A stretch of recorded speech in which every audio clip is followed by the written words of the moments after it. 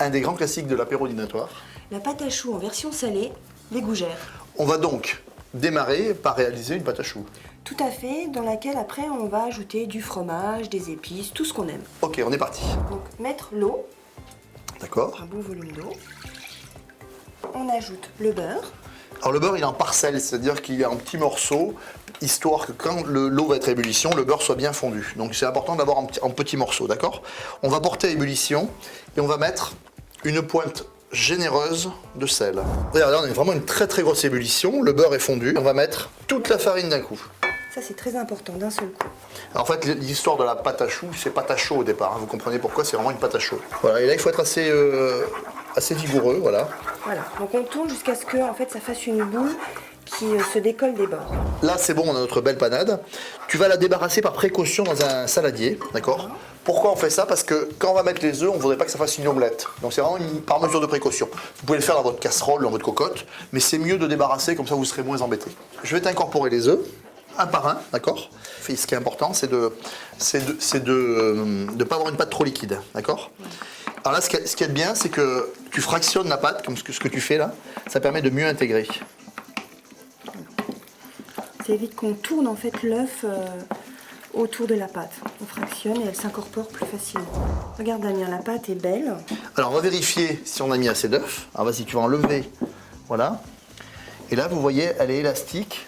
Et quand ici, on voit qu'elle tombe, mais qu'elle reste, tu vois, bien ferme quand même, d'accord? Pour nos gougères, on va la parfumer, c'est vachement important. Souvent, les gougères, c'est fade. Moi, je mets toujours une très belle râpée de noix de muscade, d'accord? On va rajouter une belle pincée de piment d'Espelette, ou alors on peut rajouter aussi du piment de Cayenne si on n'a pas, d'accord? Hein, voilà. Et on va rajouter du fromage râpé. On le hache un tout petit peu pour pas qu'il y ait ces fils. Oui. Voilà. Et on va l'incorporer à la pâte à choux avec la noix de muscade, le piment.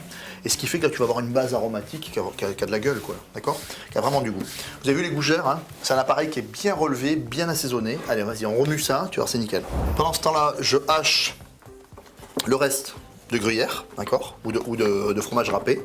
Et c'est ce qui va me servir à mettre sur les gougères pour avoir ce côté hyper croustillant de la gougère, ok? Allez, il nous reste à les coucher et puis après ça, on va faire la grosseur qu'on veut, qu'on désire à la fin, d'accord? Moi, je vais faire ça. Hop. En gros, c'est l'équivalent d'une noix, hein, d'accord? C'est bon? Etc, etc.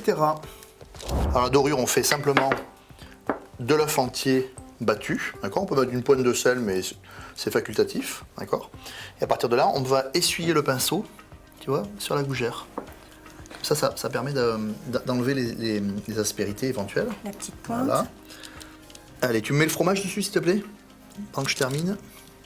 Voilà, un petit peu gourmand, hein.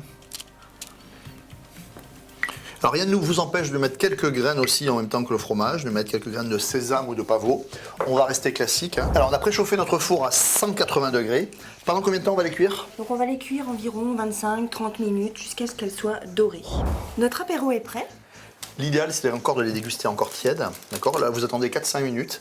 Et là, vous voyez, on a des gougères qui sont hyper croquantes. Et à la fois, on a du moelleux à l'intérieur. Et là, je peux vous dire qu'elles sont parfaites. J'espère qu'on vous a donné envie de faire des gougères maison, parce que ça a vraiment un goût incomparable.